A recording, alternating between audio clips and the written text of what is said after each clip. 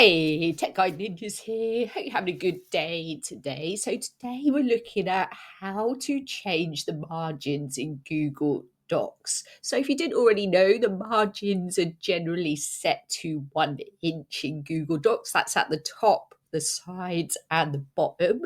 And they generally work really well. But if you're working on a document where you want to fit more content onto one page, like a CV, if you don't want multiple pages, you can reduce the margins. So this is how you do it. So when you have your document opened, you're going to click on File, scroll down to where you see Page Setup. Click on there and then scroll down, and at the bottom you should see margins in inches. So you can manually change these. So I'm going to reduce to 0.5 on all of them. We can have a look at how that looks on the document.